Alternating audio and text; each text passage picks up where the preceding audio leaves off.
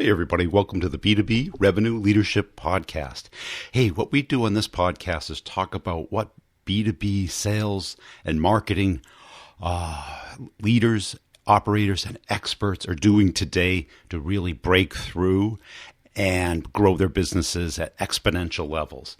Let's get it in the interview. At the end, I'll give you an update on my courses, and you can check out my website at b2brevenue.com, and it's Brian G. Burns on LinkedIn. Hey, Tim, welcome to the show. As a way of getting started, tell us about yourself. Well, Brian, I sure appreciate you having me. I've been in the sales and consulting business for almost 20 years now. Grew up in the engineering business and worked for a couple of companies and turned a couple of companies around that were losing money and made them profitable again. And then I decided I wanted to go build one from scratch down in Mexico, and got the opportunity to do that a few years back. And we were so successful building that and several other business units that we sold to private equity in 2015. And so I got to retire for the first time. Wrote a book, kind of like we do, I guess, and just been doing some management consulting work ever since, and enjoying life. Cool. What's your specialty? What area or industries do you fit in best? So it was interesting in the forensic engineering business. Since we worked for insurance companies, we really crossed all industry verticals. So, I mean, I've worked cases in oil and gas, I've worked cases in healthcare, I've worked cases in financial services. It's really across the board. What you find is the process is the same regardless of the industry. And there's only a few different, few nuances as you get into it. So I like to say that I'm industry agnostic, but there's definitely some places I've got more depth of knowledge than others for sure. Cool. And what's your focus today? Are you consulting or training? I am. Yeah, I'm working with a really good friend of mine here in San Antonio. She's got it's a management consulting and technology shop. So we're basically helping people get more efficient, leaning on technology, obviously these days, as the talent pool is shrinking. And so figuring out how we can leverage technology and not necessarily people. And then also the management consulting for the changing of the business processes as a result of that. So a lot of fun. Cool. And what got you into sales? Oh man, playing golf actually. Yeah. Yeah, I was. I played high school and college golf, and then I played professionally for a couple of years after I graduated school, and was working part time at a club down in South Texas, and got to know a member pretty well. And he said he found out about my business and marketing degree, and he said, "I want to hire you into my engineering company, and then I want you to learn what we do, and then I want you to go sell it." And I said, "Dude, I'm a professional golfer, man. Forget all that business stuff." And he just kept after me. And about 6 months later, I finally caved, and it's been a whirlwind ever since. Yeah. And what do you like about it? I love the business world because I ended up getting an MBA at night when I was working full time. And so everything I look at now, I look at like a case study. And so it's, I look at everything objectively from just a standpoint of what in here is broken, what could be improved on, what can we do to make people's lives better. And then I just actively work every day to try to make that happen. And so it's just fun for me because, business is really, at the end of the day, it's all about the people.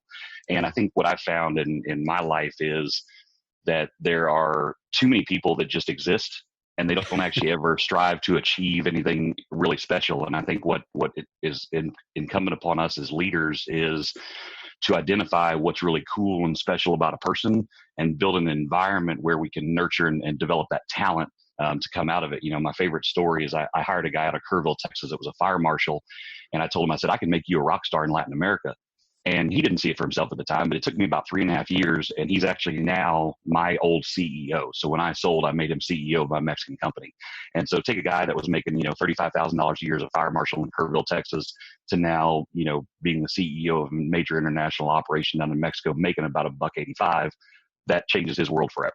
And so I believe that, from a leadership perspective, if we can have that sort of impact in people's lives, then, we're blessed to be a blessing. Well, take us through that journey. How did you get him from even probably not believing that he could do it to not only believing he could do it to doing it?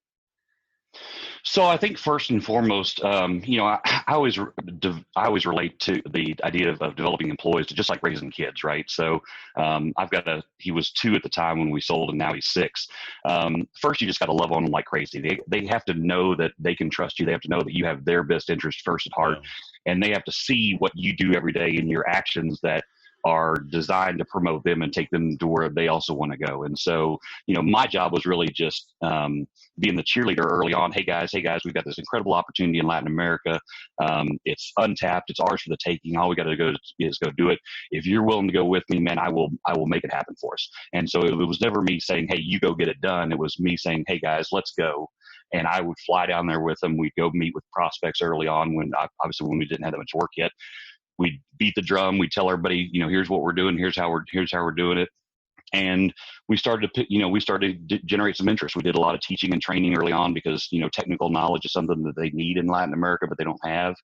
And, frankly, timing always works in mysterious ways. And I always say, obviously, God has a plan for everything. So, I was down in Monterrey, Mexico. And one of the stories I write about in my book is I was meeting with this Juridico, which basically is a staff attorney for the second largest insurance company down there. And I was explaining to him back then, it was in broken Spanish because I didn't speak Spanish very well back then.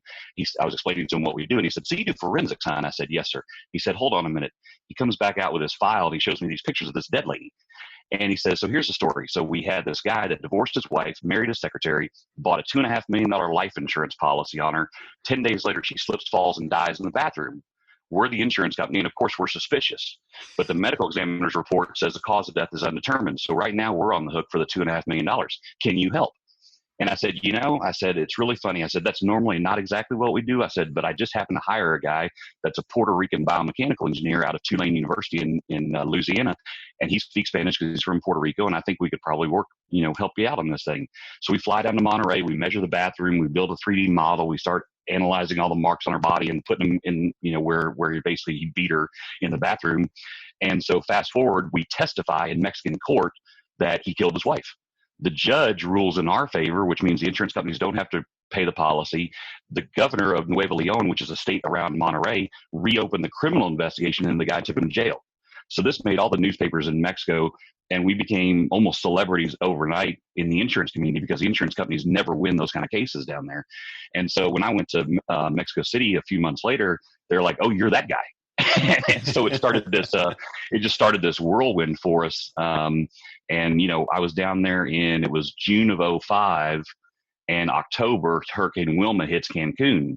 And so the property vice president calls me and says, hey, Tim, what do you know about segregating hurricane damage from pre-existing damage? Because as everybody knows in the insurance business, you let your properties, you don't do preventive maintenance on them. You let them, kind of decay and deform. And then when a big hurricane comes, you want to get them completely remodeled on insurance money. And that's not exactly how the policy is supposed to work.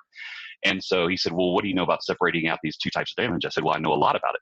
He said, well, come on down to Cancun. So then we spent 8 months in Cancun. And so that started just our whirlwind journey back in 2005 of, a bunch of work all over Latin America, all through Venezuela, Argentina, Colombia, Chile. We did the earthquake in Chile in 2011. We did a bunch of just other one-off projects, refineries in Uruguay. And so it's just been a whirlwind. It's been so much fun. And for me, with the guys that I hired, it really put them in the best position for them to be successful, like the guy from Kerrville, because his family's actually from just outside of Monterrey. So he was perfectly bilingual. And it really put him in a position where he could maximize his talents and skills. I always say that for everybody, just like in sales, wherever your passion, skill set, and profitability meet, that's an ideal situation where you can draw a circle around it. And so that's what I try to do with people every day is what's really cool and unique about you, and how can we build an environment and put you in a position to get you ultimately where we think you could be of most effectiveness. Yeah. And what do you look for in people, the people that you both work for and work with? Well, the nice thing about, now with being, retired is, the pressure's off, so you can be very choosy. I look for, there's a popular performance management book out there that says the vast majority of people give 85%. And then the question for leaders is how do you unlock that other 15%? So if you want to clock in and clock out, that's great, but I'm probably not a good fit for you.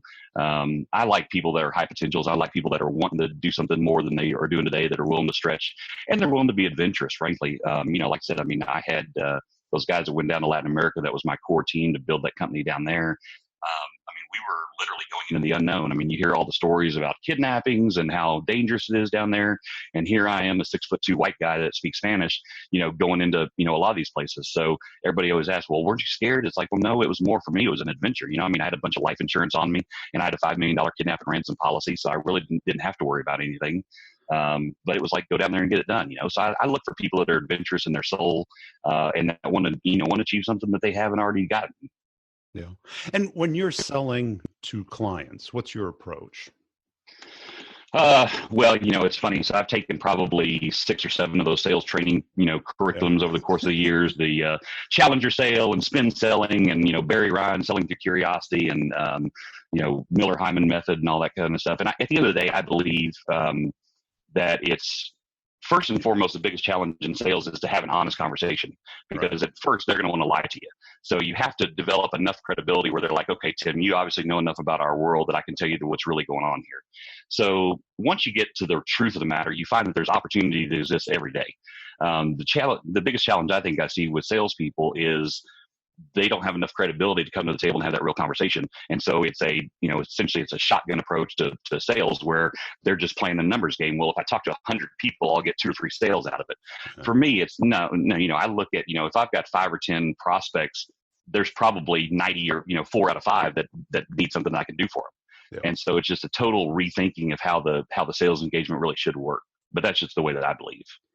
Well, I think it's good if you have that. Right. And sometimes early in your career, you don't have that knowledge, that experience. But if you can have that conversation, it's great. And I think too many people today are just, like you said, shotgunning it, trying to find somebody that's in market that doesn't know you yet. Right? Well, and I think too, you've seen, a lot of these big companies, like in San Antonio, for example, with, just take an industry like payroll. You'll have, 20 kids that are all working for ADP, and it becomes a running joke in the community. Well, oh, that's my new ADP rep, because they only last about, 6 months or so. And so that just, there's just a huge credibility loss, even on the reputational side, that it seems like people just don't even understand or care about managing. And we've seen obviously with the mass layoffs and everything else that goes on these days, where there is very little loyalty to the employees anymore. And I think, obviously you need to hire the right talent originally, but once you've hired the talent and made the investment, work with that person to make them successful. Don't just, put them out there and say, hey, sink or swim. And then if they, if they sink, then you hire 5 more guys tomorrow and then try to see if they sink or swim. It just kills all sort of momentum, and it doesn't build any long-term continuity in the industry or even in the community. In San Antonio, we always joke it's a big, small town, right? So, the business community is fairly tight. And so we all know each other. Yeah. And so, you come in as an outside salesperson from, anything that you're trying to sell. And if you don't take the time to invest, you're going to get, you'll have the drive-by sales, you'll get lucky here and there, but you're never going to really build, I always say, you give a man a fish, you feed him for a day, you teach him how to fish, you feed him for a lifetime. If you spend the time, energy, and effort to really develop a referral relationship and network, kind of like the swim coaches like Jack Daly likes to talk about, then essentially you quit selling probably 2 or 3 or 4 years into your career, and you're just managing relationships, and you're making more money than you ever thought you would, because you're making more sales than you ever did, but you had to go about it in a different way. And let's talk about that, because what I heard was, that rapport stage where you get past them telling you what you want to hear, and then you try and get to them. They probably have a need. Because that's I always look, like if you had a carpenter who's a neighbor of yours, everybody has carpentry work that they need done in their house, right? Absolutely. Yeah, it's not a high priority and you're not in market for it. But if somebody came in and go, oh, you want that man cave? Well, what do you think? You want a big TV? You want a bar? Oh, that'd be nice. Yeah. Right. That's real selling, right? Because once you have that rapport, and that's what I heard you say, that you build the rapport first, and then you start digging into what they're facing, and they probably have a case that fits what you can do. Yeah, I think what you have to understand about, especially in the small to medium-sized business space, is 80% of these owners are running their businesses every day, and they're sacrificing the important for the urgent. All they're doing is putting out fires.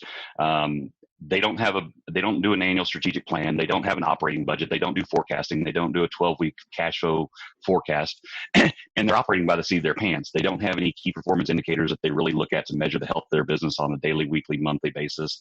They're just trying to figure it out as they go along. And so if you can bring any real solution, whether it's payroll or whether it's HR consulting or whether it's, management consulting services, leadership coaching, every single one of those people has that need. The question is, you have to get them to recognize that they have that need. So that's why I said, you got to go with the credibility piece first, and, now that I've got enough gray hair to sit in front of them and swap stories, they recognize that I've got credibility and I'm not a 22-year-old kid trying to sell a payroll service. But yeah, you got to get in there and say, okay, hey, what's going on with you? What's top of mind for you? And, I think the skill in sales is helping them to connect the dots between what's important for them, tying it back to whatever your product or service is, and showing them how, if they do decide to do business with you, you can actually alleviate some of the issues that they're having and take some of their headaches off the table and let them focus on other areas. And so that's, I think that's really the correct skill in consultative selling. But it's tough to teach that. It is tough. This is a skill. It's learned over time. It's not just knowledge. Right. That's right. You can say, oh, go become an expert. Well, what does that mean? How do I do it? It's contextual. Each client is a little different. You have to think on your feet. Right. Well, and I think too, you have these days, there's, we talked about, you asked about the sales training, 90% of salespeople never get any sort of formalized training either. Right. So you're taking a kid that has really never done professional sales before, throw them out on the street, tell them to go knock on doors, be successful without giving them any training or education. You give them a bunch of flyers and pamphlets and marketing brochures, and you tell them to go be successful. And yeah, there are some kids that go out there and figure it out and simply by the shotgun approach, they get enough, they get lucky enough to sustain themselves. But that's just that for me, that's just a terrible way to really develop, young talent. And just, it's such an inefficient use of time that it just irks me from a values perspective. but it seems to be the norm today, doesn't it? It is, absolutely. Oh, it happens all the time. Because people are focusing on the activity KPIs instead of the accomplishments. They don't, if they get training, they get 2 days of training, which is really trying to memorize a bunch of questions and stuff and a process. But it takes a long time to internalize that, to make it part of your personality, part of the way you think. Well, and I think too, as a 22-year-old kid, you don't have any good contextual frame of reference for yourself sitting in the shoes of a business owner. Parties, yeah. Yeah, you don't know what it means to run a construction company, or you don't know what it means to run a manufacturing business. You don't know what it means to, have a key employee take 3 or 4 employees and go start a competing firm, right down the street and take some of your clients with them. You don't have any of that knowledge base to operate from, and so it's near impossible for you to relate to the owner. I think part of the reason we see females that are successful in sales is because the vast majority of business owners are still male. And so if a cute girl comes and says, hey, I'd like to buy you lunch or buy you a cup of coffee, most guys are going to say yes. So at least they get his attention. And that's half the battle, is just getting the attention. Yeah. What do you take your clients through? What are you seeing typically? What I heard was that they work by the seat of their pants. I certainly see a lot of that. What are the key things that they're typically missing? Well, and I would probably frame it a slightly differently. So if there's a business that's, let's say they're $2 or $3 million in annual revenue and they've been that way for 20 years, that's not a real good fit for me. Right. So, for us, it's all about companies that are growing. So if they've gone from 5 to 10 or 10 to 20 or 20 to 50, or 20, 30, 20, 40 million in revenue, by default, that growth is going to create some issues. They're going to have to hire more people. They're going to have to hire more staff. And typically what I see is, as you grow, the structure in your company gets loose. And so, you as a business owner, let's say when you're small, you can actually talk to all 20 of your employees every day. But when you've got 50 employees, you can't talk to them all every day. So now you've got to have this level of middle management that disseminates your mission, vision, voice of what we need to do down to the lower level people. And if you don't have a good communication framework in place and the structure for that, then it's going to get loose and shaky. And so I always believe that, and I've got a really good friend of mine that made the comment that leadership, we always know where we're going, right? We've got the picture of kind of where we're trying to head. And then the people at the bottom end of the chain are trying to do their best is what they can do every day. So the disconnect is always somewhere in the middle, whether it's in training, whether it's in structure, whether it's in processes or systems. And so for us, when we look at companies, we always say, what system worked for you at your smaller level, but what is not working for you now? So what do we need to redesign or re-engineer on purpose within your business systems and processes to make you more efficient and also allow you the opportunity to continue to scale? Because every single business owner that's been in business more than 5 or 6 years will tell you a story about them hitting an artificial ceiling of some nature. Right. And it's always it's always a result of essentially, I always say it's, the Peter principle in reverse, but they've reached the point of their own incompetence. And so, they've been successful as an air conditioning technician or a contractor or whatever else, but they can't get from, 2 million in sales to 3 million sales or 4 million. Well, there's a problem with in their chair, and they don't necessarily recognize it at first, but you have to bring that to light and explain to them why that's the case. And once you put some structure and support in place for them, then they can continue to scale and grow and actually do what they'd like to do best, which is typically the service piece of the business. But you've got to put some people and some structure in place to help them do all the other things that they don't do well. Most business owners are not finance guys, which is why they really don't understand balance sheets. They don't do their own bank reconciliations. And so we have to teach them about operating budgets. We have to teach them about what does a 12-week cash flow forecast look like? What does it mean to manage your cash proactively? It's just like personal finance. My wife and I sit down and we do a budget for, we're in the middle of October. We do a budget for November. Here's how much money we're going to have come in at the beginning of the month. Here's what we're going to spend it on, every dollar. And then when we arrive in November, we simply work the plan. We don't say, oh, well, hey, let's go out to dinner an extra time, or, oh, hey, we forgot something, we got to run to Target or whatever else. Well, that always blows our budget. So if you plan and strategize on the front end, you always end up better on the back end. But most people don't fail to do the planning piece. And what's your sale like? Because I'm sure you can get a lot of initial calls, but then how do you keep the ball moving? For us, it's, especially with the technology play, a lot of our clients, since it's a large capital investment, it's going to be a budgetary item, right? So we've got some clients that we're in, and now we've got a lot of clients that are moving to the cloud. So that can be a 2 to 5 year, migration part. So it's very, very long sales cycles. So for us, it's more about developing the relationship as a key trusted advisor, letting them know that we know what we're talking about, and then figuring out, doing an initial discovery with them to say, okay, where are you? Where do you want to go? And then are we a good fit for helping you on that journey? I have no problem telling a client no, or telling a prospect no at this point, because, frankly, if I'm trying to push something on you, it's not the right fit. You need to be asking us for our help.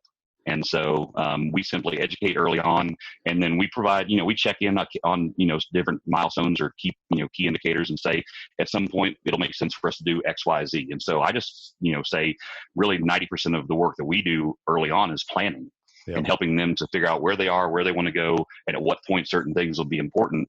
And then it's just about the consistent follow-up. And we've been blessed now with, with some clients that have been with us for 20 and 30 years. So. Yeah.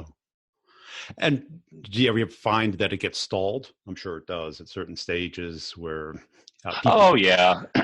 People get, what's so funny, especially too in the small and medium-sized business space, is so much of it hinges on the personality of the owner. Yeah. And so if they wake up on the wrong side of the bed, or they decide they want to go buy a new, King Ranch truck or something, and not do the implementation into their business, then it goes off the rails, right? But that's part of the game. And so I think still from a pure sales perspective, we've got to make sure that our funnel is large enough with a bunch of those guys that we still can predict our revenue even in the face of the dysfunction of our clients. Yeah.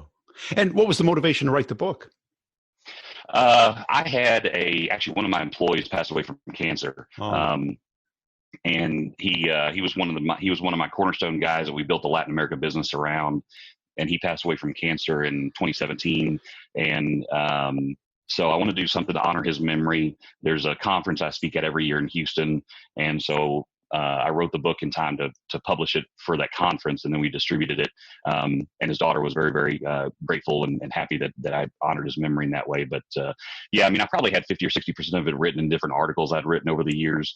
But that really kind of kicked me in the butt to say, let's do something serious. And so it's funny, if you get motivation, you can finish things very quickly. So probably had written parts of the book for 8 years, and then over the course of one Christmas, I wrote the rest of it and got it done. But I think too, I believe that, like I said, we're blessed to be a blessing. And so the idea with the book is really trying to leave a legacy as well of, hopefully it's timeless. Hopefully it's got some good information in there that people can avoid some of the mistakes that I made, and allow them to, ultimately achieve better, quicker. Cool. And where would people go to follow you and learn more about your work? I'm all over LinkedIn. I've got a Facebook page for the book.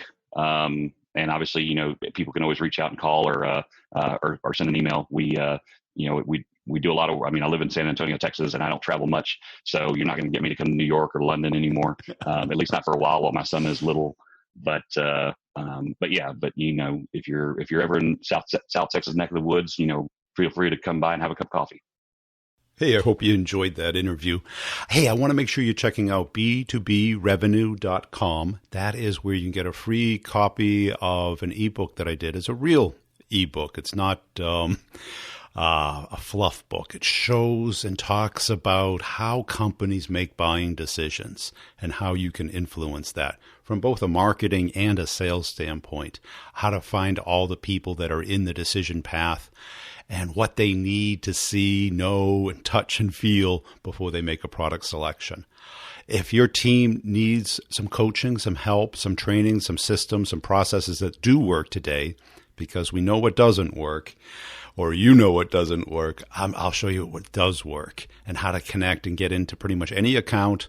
It includes deal coaching and content, community, and I can customize it for your particular company. Just go to b2brevenue.com, look under training, schedule a call with me. We can talk it over, or just sign up. You can pay per month or all at once, whichever makes most sense for your budget.